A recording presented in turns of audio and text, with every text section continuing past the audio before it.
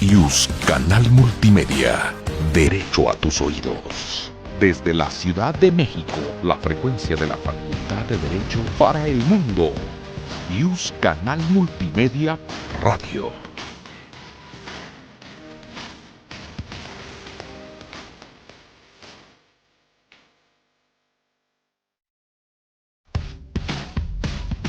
IUS Canal Multimedia.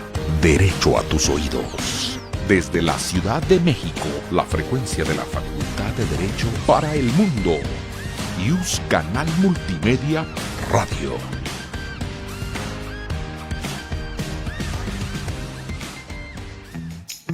IUS Canal Multimedia presenta el derecho internacional en sus relaciones públicas y privadas.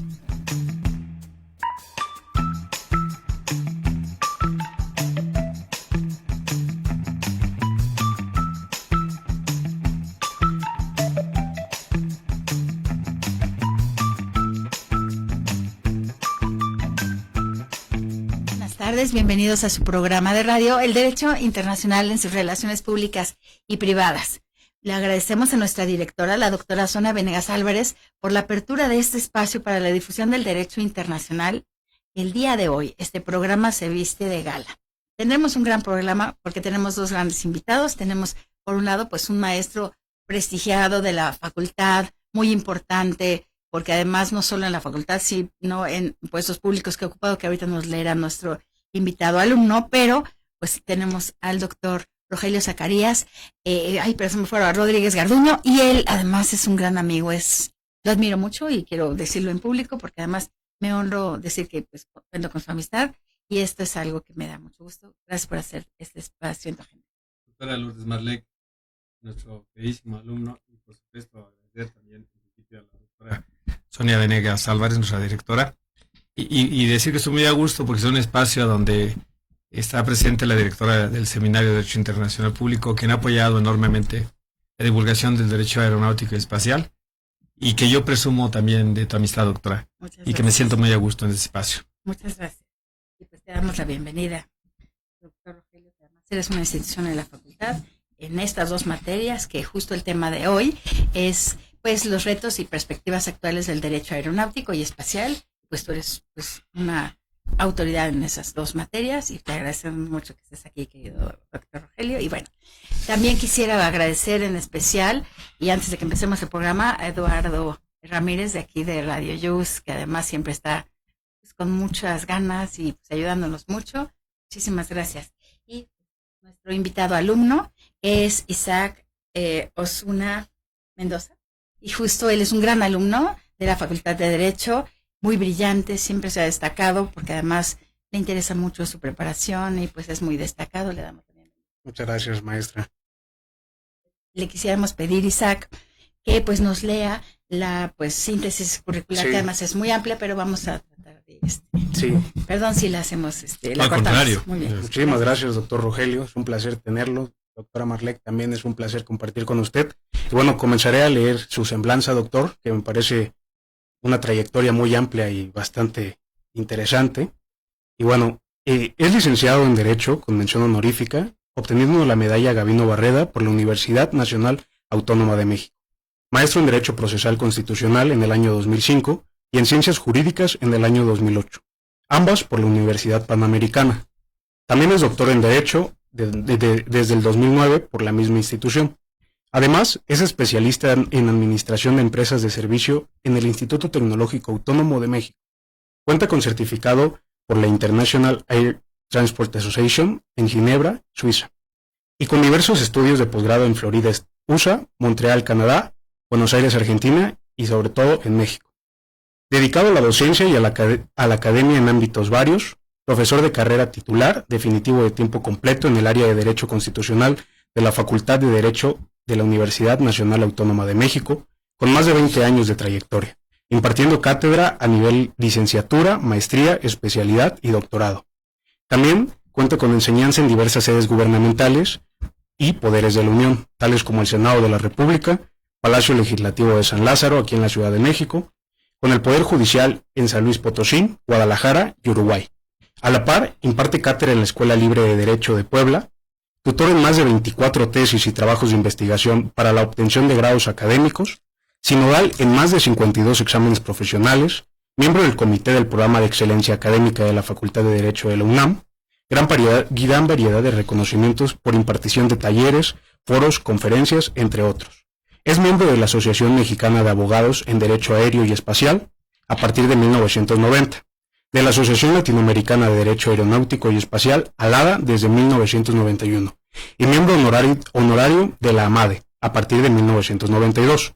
Autor de varios artículos como la ineficacia normativa de las acciones de inconstitucionalidad como mecanismos de control de la constitucionalidad de los tratados internacionales, que forma parte de los estudios jurídicos en homenaje a Jorge Cristán Bernal Moreno. Autor de las obras Epistemología Jurídica y Ética, uno de los coordinadores de las primeras reformas a la Ley de Aviación Civil y su reglamento, así como de la Ley de Aeropuertos y su reglamento. Muchas gracias, Isaac. Gracias, Isaac.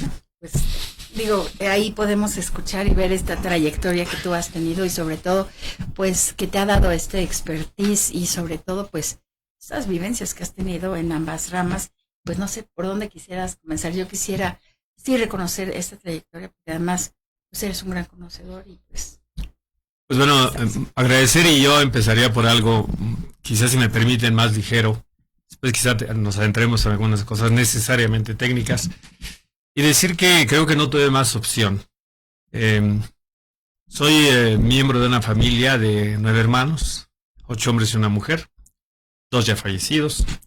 Y todos mis hermanos, yo siendo de los menores, trabajaron en el sector de la aviación.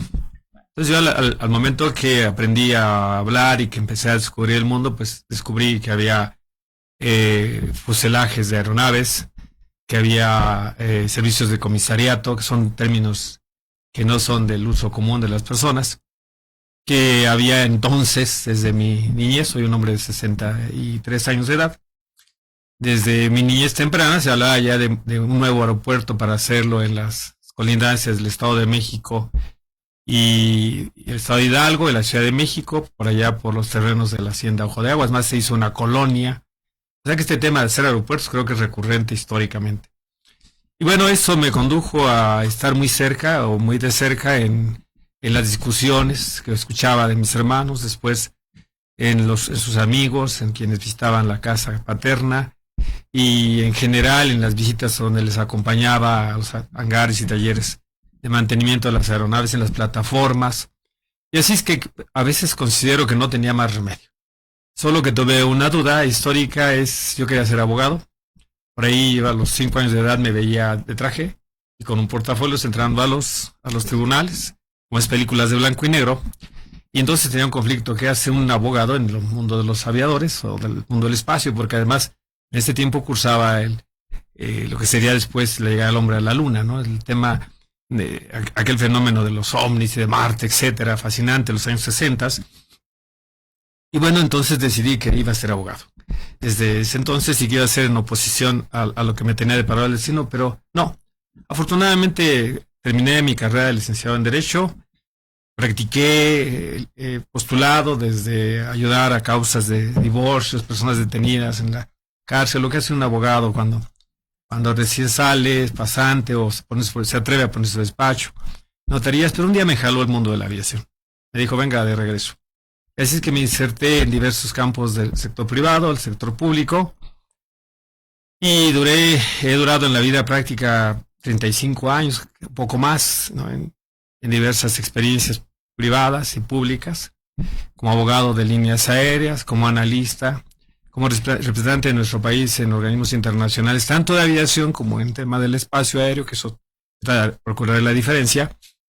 De esa manera, algún día, hace ya 25 años, ahí dice 20, pero son 25 años, tuve el honor de ser invitado a impartir la materia de Derecho Aeronáutico y Espacial, específicamente en la Facultad de Derecho, porque el señor director sabiamente sabía que esa era una materia que debía de mantenerse viva. Hoy quiero dar una información, se encuentra en el Seminario de Derecho Internacional Público, y cuando les digo a ustedes, quien me escucha, que la doctora Lourdes Marlec la ha impulsado, es porque la ha impulsado.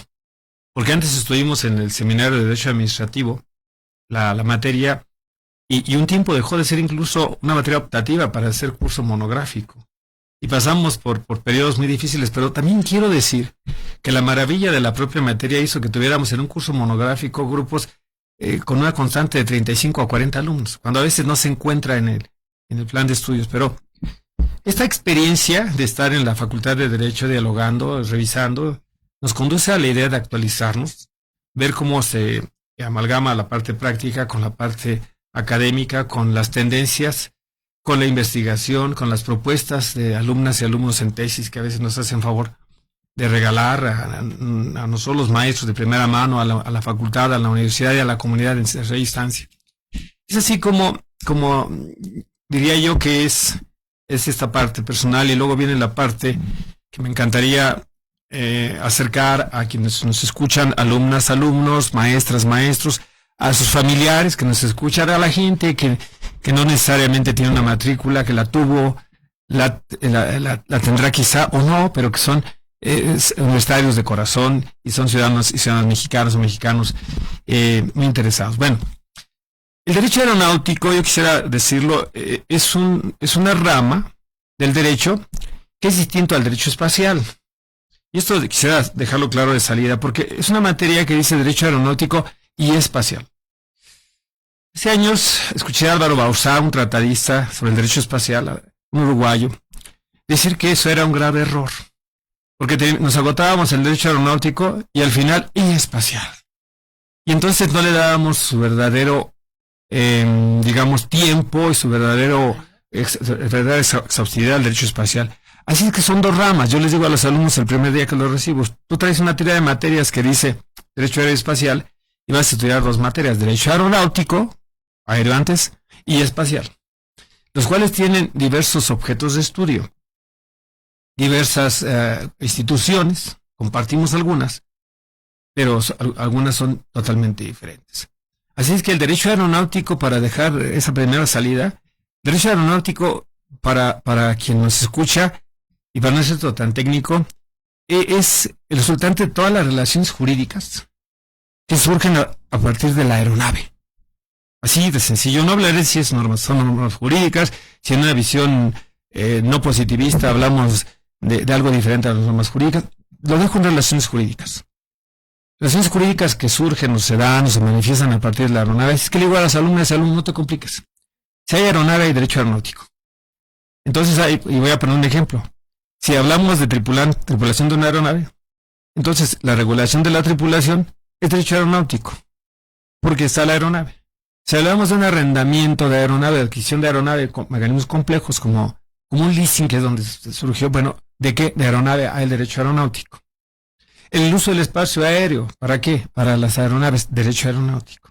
Entonces, esa es la guía. Ahora, el derecho espacial es otra maravilla, porque el derecho espacial no necesariamente tiene que ver con que haya naves espaciales, ahí no es ese el identificador, sino el derecho espacial o la actividad espacial un poco antes tiene que ver con la incursión del ser humano en el espacio ultraterrestre, en las órbitas bajas, geoestacionarias, y en el espacio ultraterrestre y los cuerpos celestes.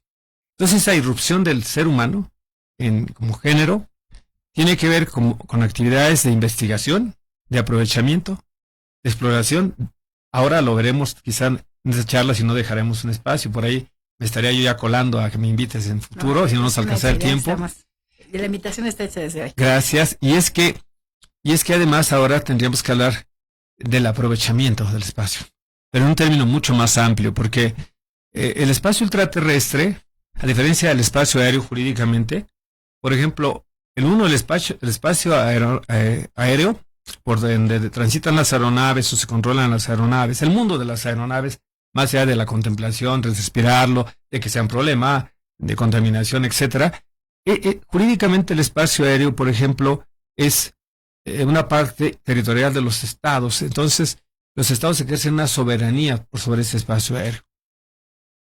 Se puede discutir en las legislaciones de cada estado si hay o no apropiación sobre el espacio aéreo, pero son los estados los que lo determinan. El derecho, también llamado astronáutico, el derecho espacial, por ejemplo, el espacio ultraterrestre no se puede hablar de soberanía sobre ese espacio y no se puede apropiar. también nos puede apropiar de cuerpos celestes, y en eso creo que vamos a llegar, ¿no? De esta manera, diríamos que es una res común, es una cosa común a la humanidad. Es un bien común de la humanidad, es de todos y de ninguno. Ningún Estado puede alegar soberanía. Ya sé que alguien está pensando cuando la misión del Apolo 11 llegó y colocó la bandera, Armstrong ahí, Collins, Buzz Aldrin, pusieron la bandera, estaban haciendo un acto de apropiación, los reclamos soberanos. No, por supuesto que era la señal de que el ser humano había puesto ahí, y además desde el punto de vista del sentido patriótico de su propia nacionalidad, aunque nos dejaron unos problemas jurídicos por especular. Y bueno, entrada, estas son las dos, digamos, dimensiones de lo que nos ocupa que hacer. Como ven, son dos cosas, cada una nos puede atrapar. Es decir, si me sigo con el derecho espacial me atrapa, y si me regreso al derecho aeronáutico me atrapa. Así que estas son las dos materias que impartimos. Y son dos materias que pues, no se contraponen, pero son dos materias que son importantes, porque siempre decimos, ¿cuál es la más importante? Pues son tan distintas que pues, son importantes las dos. Y quisiera que nos hablaras de eso, porque pues son muy distintas y siempre como que las hilamos, digo, por pedagogía, etcétera, pero en realidad son dos universos jurídicos muy diferentes.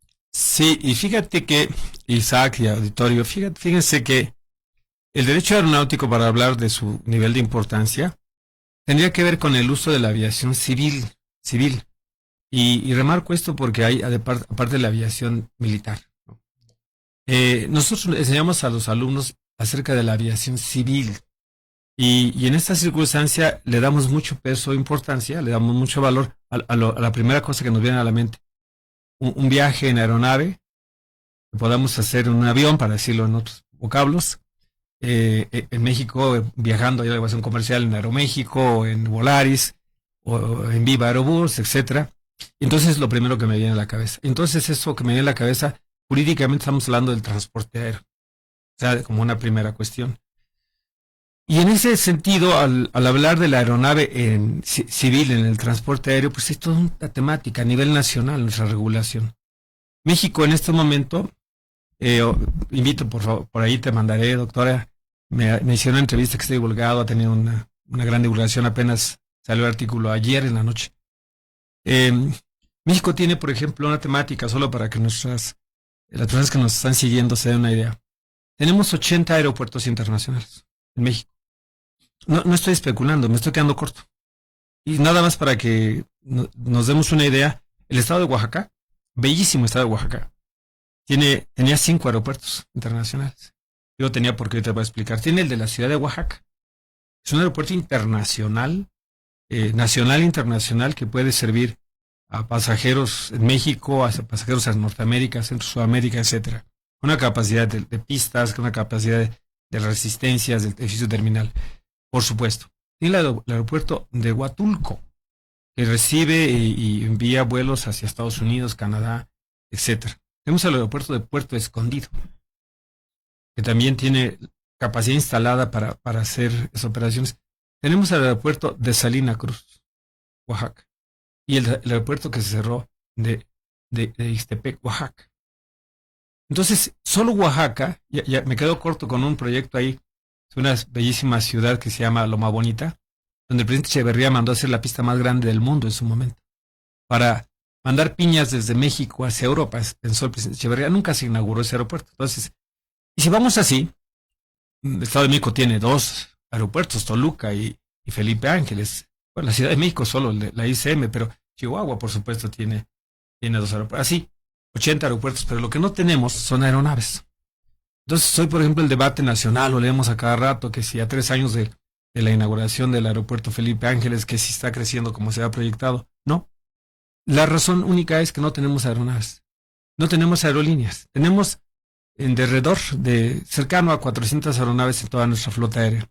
Y esto tiene mucho que ver, aunque no parezca, con la regulación jurídica que en México hay sobre la aviación civil.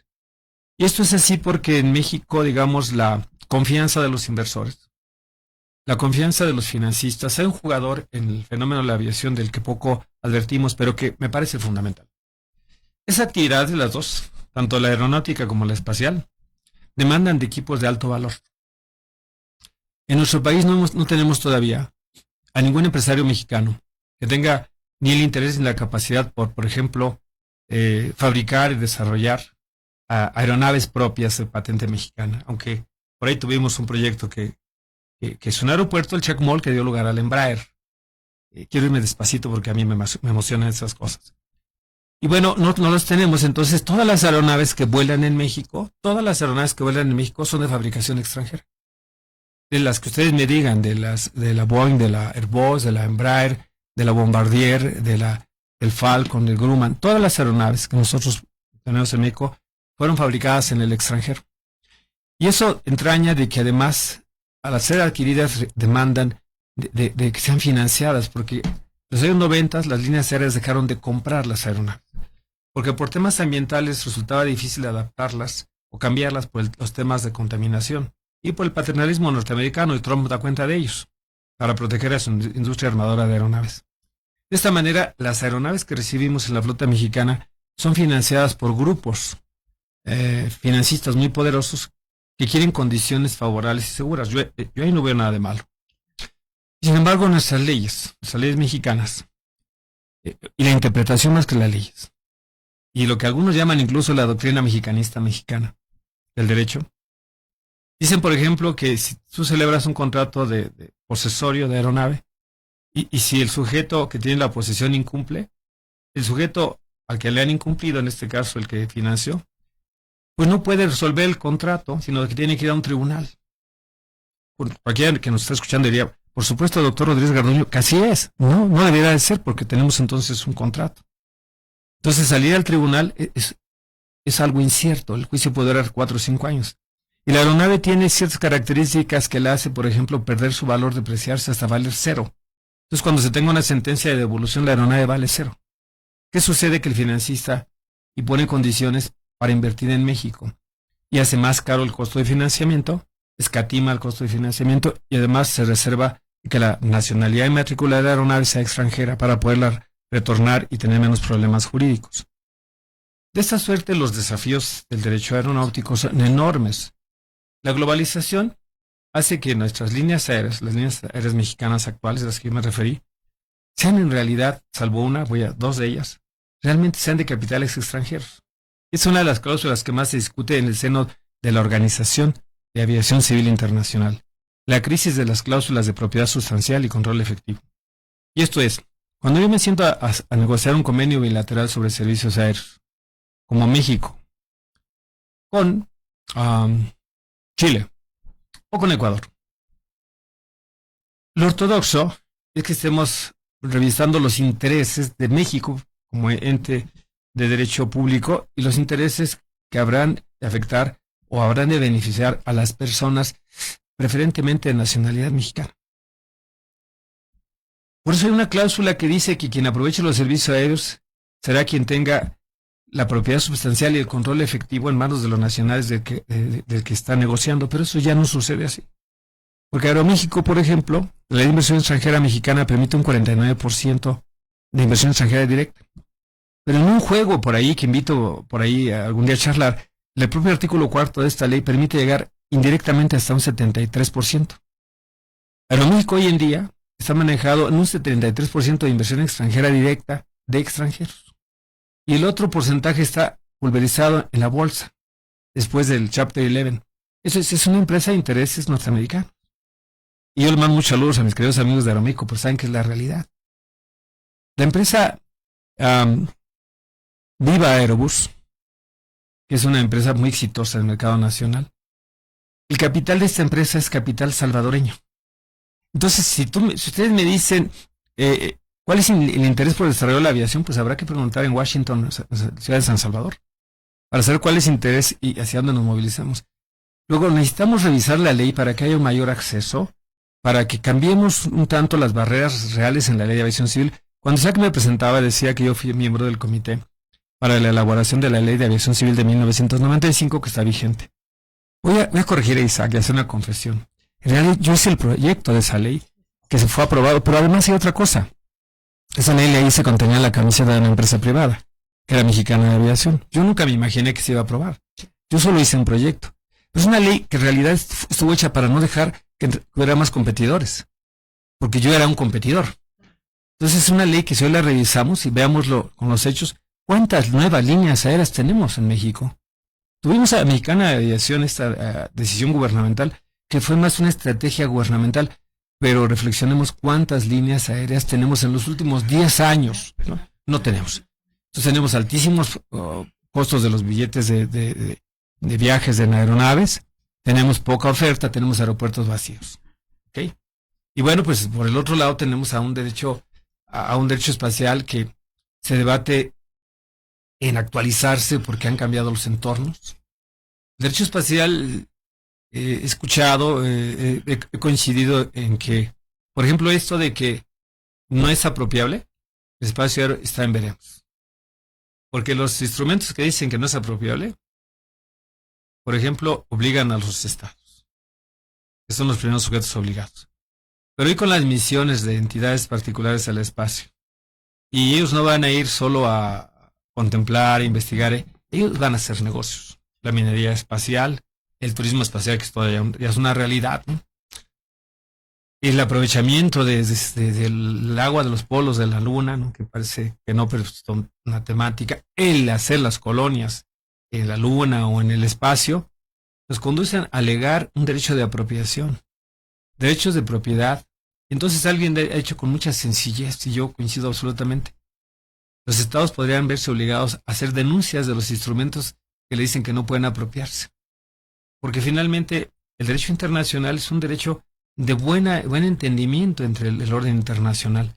Pero si los particulares de mi país que están incidiendo, que están además creando empleos, que además están generando una economía, me dicen, oye, yo voy a traer, por ejemplo, un déficit de minerales y nos va a dar una fortaleza a cualquier país, pero yo no puedo llegar y ponernos a disposición de la humanidad. Yo voy a llegar a la Tierra, cuando regrese a la Tierra, a decir que son chinos o hindús, o norteamericanos, o rusos, o europeos, y que desde la Tierra entonces yo les daré un valor, tendré un mayor grado digamos, de dominancia con otros actores en el derecho internacional y nacional. Eso nos conduce a decir, es actual el hecho de que no es apropiable, de que es un bien común para toda la humanidad. Tendríamos llegando que decirle, reparta usted, y que la ONU que se encuentra en una crisis y que le diga, entregue usted esos minerales preciosos, esas riquezas, denos usted parte del ingreso sobre el turismo espacial, etcétera, etcétera. Las regulaciones sobre el rescate de astronautas y cuerpos, etcétera. Un turista espacial no es preparado para ser un astronauta. Es simplemente un usuario. Entonces está obligado, los tratados que dicen que están obligados los astronautas al rescate, ¿tiene la capacidad para rescatar? Entonces nuestro entorno regulatorio se desafía por la actualidad. Porque además nos ha rebasado, porque los tratados dicen ciertas cosas que la realidad no se está rebasando. Simplemente, pues, Elon Musk con SpaceX ahora, pues, acaba de, hace unos días, rescatar a estos astronautas, y que no lo hizo un Estado, sino en realidad es con ese capital. Bueno, sí, con una cuerda con NASA, pero en realidad el capital pues, tiene... Claro. Elon Musk fue el que finalmente puso el capital para la misión exitosa en alguna manera, pero con una cuestión que fuera al aire comentábamos. Por ejemplo, esta misión tenía un periodo de duración. La preparación para estos astronautas fue de un determinado periodo. Y que duró 9 meses, ¿no? Y duró ese periodo que bien dices, y entonces estos astronautas que no habían sido preparados desde el punto de vista fisiológico, en México tenemos 2 astronautas, una mujer y un hombre, 3, Neri Vela, por supuesto, que han viajado al espacio, y algunos han visitado la universidad y hemos charlado con ellos. Nos han dicho que son años de acondicionar su cuerpo para que resistan el desgaste celular, para que digamos la morfología muscular pueda tener la menor afectación de atrofias. ¿Y qué vimos en esta situación? Vemos que llegan avejentados estos viajeros, llegan incluso encanecidos, como aquellas novelas de que dormí y desperté en 3 noches encanecido, ¿no? Y luego llegan con atrofias que dicen los médicos musculares que les llevarán probablemente 2 años de pérdida de masa muscular. Pero una pérdida además que decía un médico, un científico de la propia NASA, decía que habría que ver si será reversible, ¿no? Algunas que sí serán reversibles porque estas cosas no estaban pensadas. Este tipo de situaciones de misiones privadas. porque retomando lo que tú dices, era una misión de carácter privado. Es que además ahora quien está tomando más protagonismo son ellos, porque los estados no están invirtiendo tanto dinero, pese a que hace el plan Artemisa, dice que iremos a la luna. Nuevamente yo tengo ganas de que suceda, pero si sigue demorando, recordando a nuestro auditorio que es la hermana de Apolo, o sea, finalmente es, claro, esta era de las mujeres, que bueno, la misión Artemisa que nos llevaría a tener mujeres y hombres en el espacio, la luna, para hablar muy puntualmente en la luna, pues son programas gubernamentales con cierto apoyo privado que se demoran, como estamos viendo, por los recursos económicos, por los planes de los estados, pero los particulares no se están demorando. Ya tenemos las incursiones chinas en el lado oscuro de la luna, ya tenemos misiones, Marte, digamos, de alunizajes, y luego todos los rovers en Marte, y digamos, los envíos de los telescopios espaciales, ¿no? Que nos maravillan con esas imágenes, donde podemos ya no imaginarnos tanto, aunque todavía algo, pero ahora ver, digamos, que con un grado de tecnología, aún me parece, con la era que estamos viviendo, aún todavía no nos permite a tiempo real, etcétera. Pero estas circunstancias están sucediendo, están impactando, nada menos están teniendo ya un uso comercial. Las imágenes, ciertos insumos para la investigación, ya hay algún grado de aprovechamiento, sobre todo de los entes particulares. Insisto, esa parte no está regulada a nivel internacional. Sí está regulada, o puede estar regulada por los países.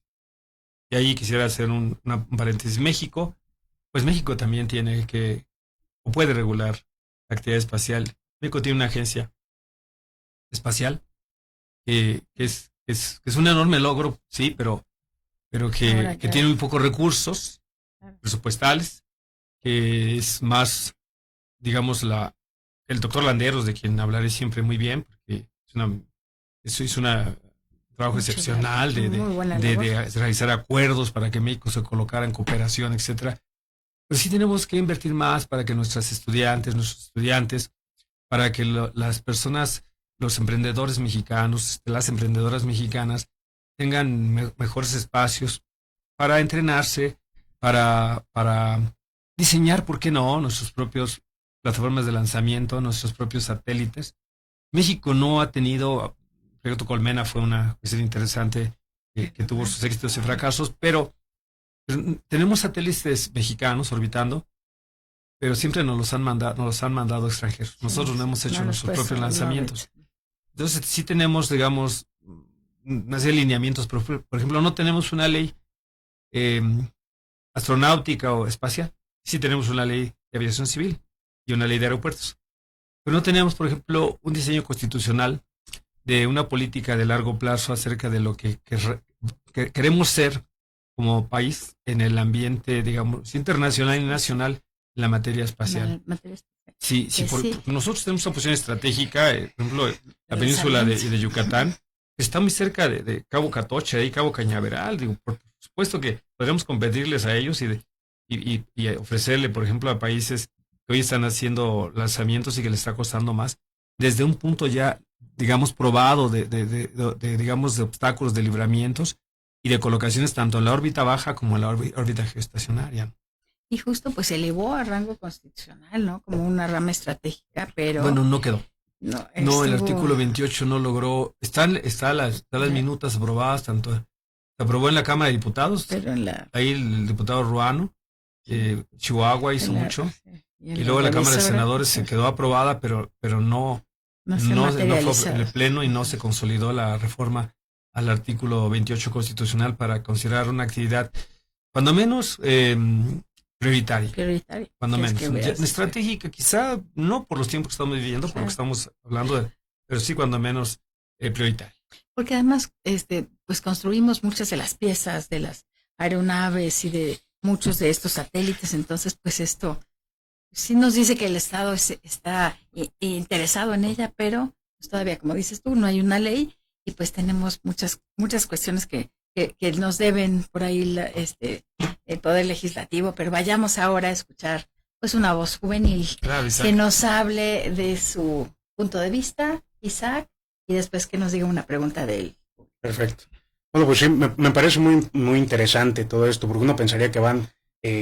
o muy de la mano o que son iguales este tipo de derechos, tanto el aeronáutico como el espacial.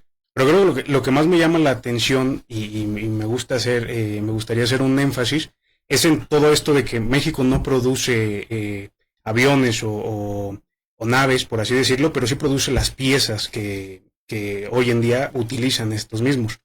Y justamente leí un reportaje de Chihuahua, que es uno de los principales productores de estas piezas, y platicaban cómo esta imposición de aranceles por parte del presidente Trump los podía llegar a afectar y podía llegar a afectar el tráfico aéreo, podía llegar a afectar todo esto. Y también me gustaría a mí hacerle una pregunta con referente al chat que pone la compañera Trujillo Lorenz María Fernanda. ¿Qué dificultades se presentan para la navegación aérea cuando se debe sobrevolar territorios en conflictos bélicos? Muy bien, pues quisiera primero comentar el tema de México y su papel como posible fabricante de aeronaves o de equipos espaciales. Dije hace un momento que hay un tema que me encantaría quitarle el velo y se lo voy a quitar un poco. Hay 3 compañías líderes en la fabricación de aeronaves comerciales. Y esas no estoy diciendo cuál es la primera, la segunda y la tercera, porque esos tienen criterios no de número de aeronaves producidas, sino capacidades, cabinas, etc. Voy a hablar quizá por antigüedad. La primera es la norteamericana Boeing. La segunda es Airbus, que es el consorcio europeo con dominancia francesa, alemana, italiana, española. Y el tercero de antigüedad es la Embraer brasileña. Después de estas 3 grandes, las demás tendrían un escalón muy abajo, siendo importantes. Una de estos 3 proyectos que logró ser exitoso Embraer, y de verdad que invito a que se haga investigación sobre esto, yo podría darles algunas referencias. El proyecto surgió en México. En los años 60 y 70, estudiantes del Instituto Politécnico Nacional, sobre todo en los años 70 y entrados los 80, trabajaron junto con ingenieros de la Universidad Nacional Autónoma de México y con apoyos del entonces CONACYT trabajaron en un proyecto que se llamó CHACMOL. Este proyecto CHACMOL tenía por objeto diseñar un prototipo de aeronave. Una aeronave que fuera una alternativa por si acaso se quería producir aeronaves, digamos, en serie. Con una visión mexicanista, con una visión de América Latina, etcétera. Y se logró echar a andar esta aeronave. No sería el primero. Han habido aeronaves completamente construidas en México, históricamente. Pero un prototipo con miras a comercializarlo a nivel mundial. Cuando se terminó este proyecto que fue exitoso, donde algunos países latinoamericanos vinieron a aprender de nosotros, brasileños entre otros, colombianos, argentinos. Cuando el proyecto fue terminado, se presentó ante las autoridades. Las autoridades dijeron lo mismo que la invención de la televisión a colores al ingeniero González Camarena. Muy bonito. No, pero no es que usted me diga muy bonito. Es que hay que poner recursos para hacer el proyecto. No se pusieron los recursos, se abandonó el proyecto y Brasil le pidió a México, le pidió que le donara todos los derechos de la investigación para continuar la investigación. Ese es el Embraer. Nosotros viajamos en aeronaves Embraer, son aeronaves exitosísimas desde el punto de vista de seguridad, eficiencia, etcétera. O sea que esto es algo que nos dice que sí lo podemos hacer porque ya lo hicimos en una ocasión. Claro que ahora estamos tardíos, ¿no? En esas circunstancias. Por el otro lado, nosotros somos, digamos, buenos competidores en lo que se llama, quisiera desmitificar un tema de la industria aeroespacial. En México se ha desarrollado mucho un vocablo de la industria aeroespacial. Pero esto es derivado, y a mí me tocó como autoridad ser quien lo negociara, derivado de que a México le dieran la certificación los fabricantes de esas 3 que dije y otros, como Bombardier, por ejemplo, como Falcon, Grumman, etcétera, le dieran a México un certificado para que en México se pudieran fabricar partes, como piezas y componentes de aeronaves y luego de equipo espacial. De acuerdo BASA, que un acuerdo que México firmó para que le certificaran que en México podrían instalarse estas empresas y poder proveer de la cadena de servicios de esta circunstancia. Y México ha sido muy exitoso, pero para nuestra audiencia es una suerte como las empresas maquiladoras de que lo que me digan, pero la más clara sería de aeronaves, aunque nosotros no terminamos de fabricar aeronaves en México, no salen aeronaves fabricadas, son piezas y componentes de aeronaves, mucho más, motores también, y mucho menos de equipo espacial.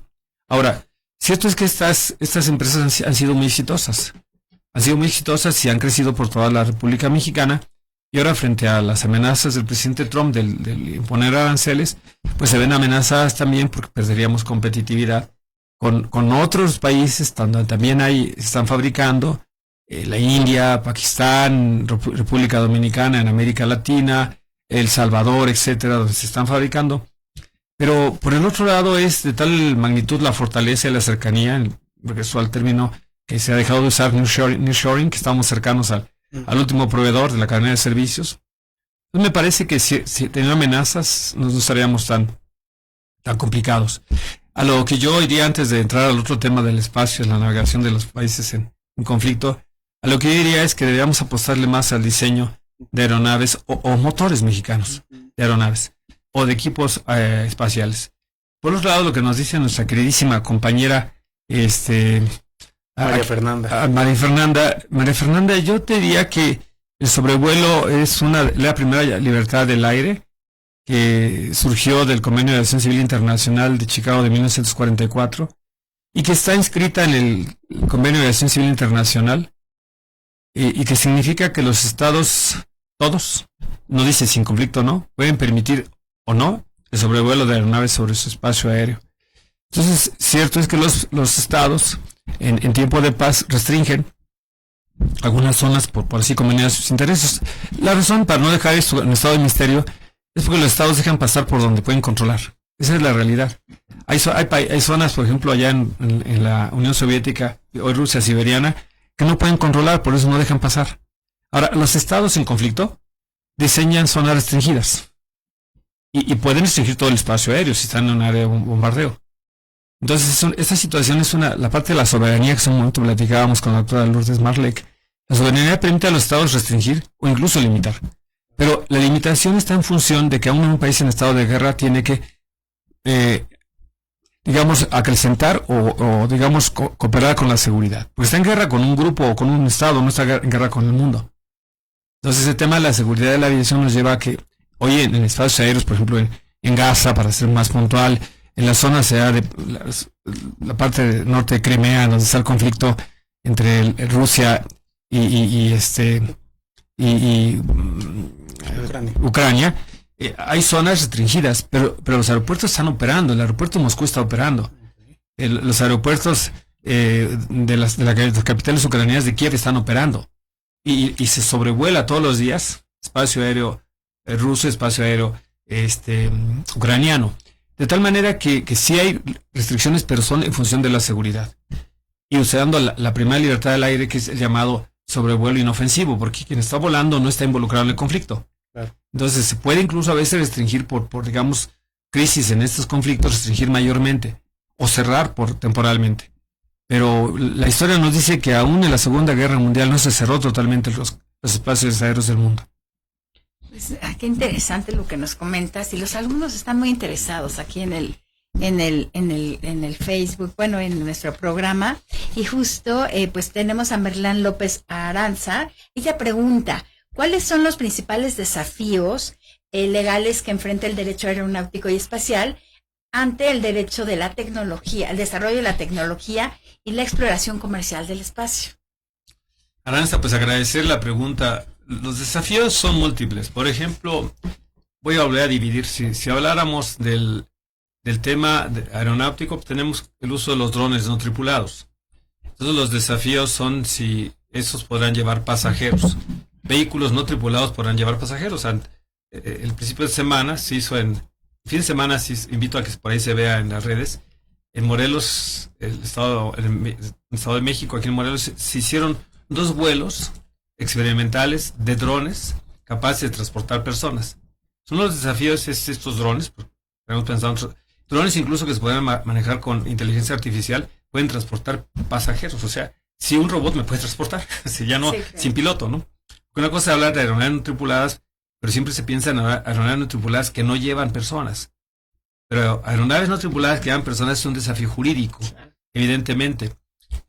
así también en el tema tecnológico estamos hablando digamos, de los usos satelitales y no debo eludir un tema de actualidad, que es el tema de los accidentes de aviación. El control de la navegación del espacio aéreo, ¿qué tanto están en desafío estos usos satelitales? Parece que han habido problemas con para entenderlo, los GPS localizadores, un sistema que se llama JEPSEN, que parece que ha entrado en saturación para las separaciones de los campos aéreos, y muchos de los accidentes, el que vimos chocar el helicóptero contra la aeronave ya en el aeropuerto de Washington, ¿no? Pues el National Reagan, un aeropuerto más bellísimo que no haya visitado, nos habla de que han sido problemas de separación. Entonces están en crisis los sistemas de saturación, interferencias por basura espacial o radiaciones solares por esta crisis climática que estamos viviendo.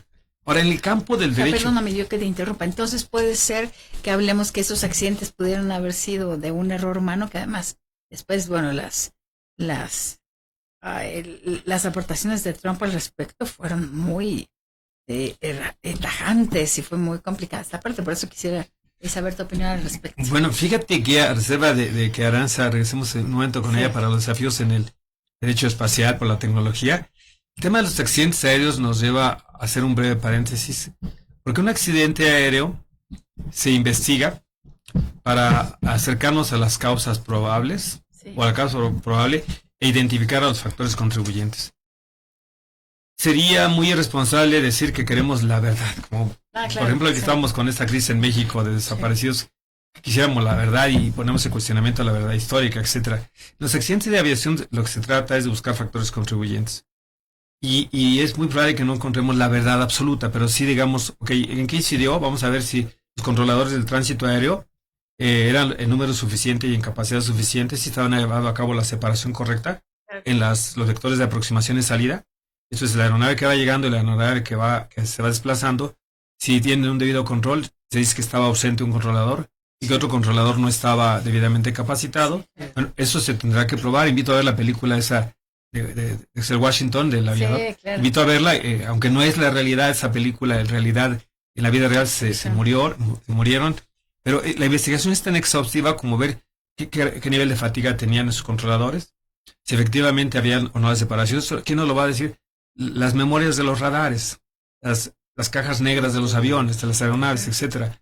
Pero otro tema que juega ahí es qué tan vigente sigue siendo la separación, los sistemas de separación, que están diseñados en los aeropuertos por el volumen de tráfico, los factores climatológicos, insisto, las localizaciones satelitales, los manejos de los sistemas JEPSEN. Todos esos factores contribuyentes en los fabricantes de las aeronaves. ¿Qué tanto los fabricantes de las aeronaves han advertido posibles fallas, no? Hoy hemos tenido ese accidente, pero hemos tenido otros accidentes. Sí, justo yo iba a comentarte, desde el 19 de diciembre hasta hoy, Ayer todavía. Ayer, claro, pues hemos presentado una serie de accidentes que no se venían presentando, es decir, estábamos en tasa cero, todo era maravilloso, y otra vez tenemos pues una crisis de accidentes aéreos que no se presentaba, que ya habían sido controlados, que estaba esto muy bien organizado o no sé a qué se debe. Quisiera saber tu opinión.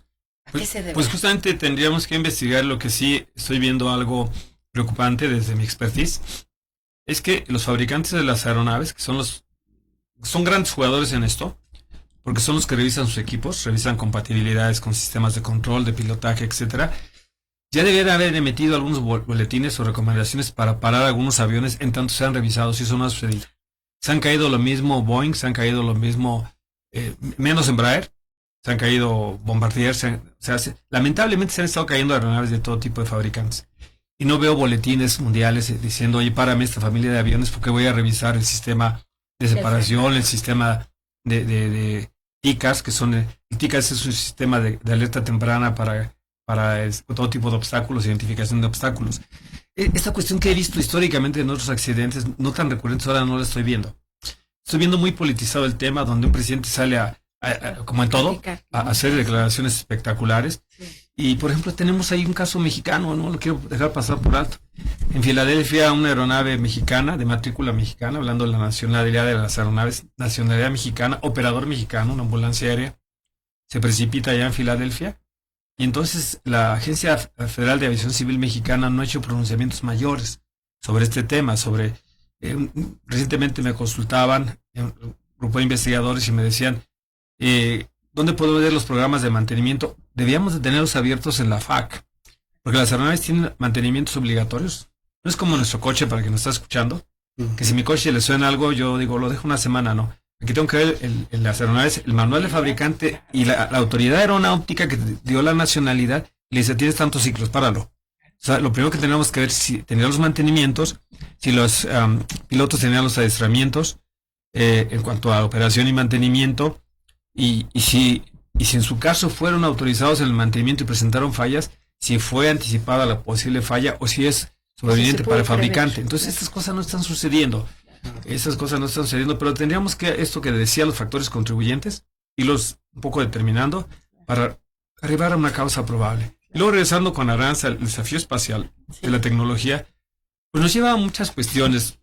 Los equipos espaciales que nosotros, digamos, estudiamos y nos gusta narrar desde la proeza del Sputnik hasta Laika, hasta Chimpancé, hasta Yuri Gagarin, hasta Andina Tereskova, nos encanta todo esto, ¿no? Claro. Si vamos al Museo del Espacio, nos fascina ver los equipos espaciales, etcétera, pero realmente son muy diferentes, son equipos de mucho menor dimensión, de mucho menor, digamos, explosión, de propulsión.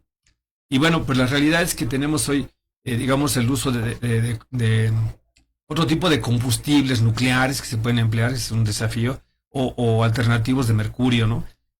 O la inteligencia artificial. Y esta regulación pues está ausente. Pues que nos falta, ¿verdad? Sí. Y perdón que se nos está acabando el tiempo, entonces tenemos pues un minuto para cada uno para poder cerrar. Lo siento, Isaac. No, bueno, pues agradecer, doctor, por esta cátedra que nos ha dado el día de hoy aquí, junto a la doctora Lourdes.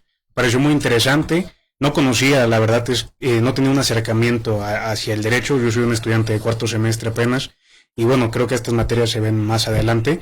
Me parece muy interesante todo esto que se debe de regular. Sobre todo me llamó mucho la atención los temas que se mencionaron de la minería espacial. Esto me hubiera gustado platicarlo más, abordarlo más, cómo se puede regular, qué responsabilidades deben de tener las empresas como SpaceX, que estamos viendo que es la más famosa en estos momentos por parte de Estados Unidos y Elon Musk y todo esto que se ha derivado.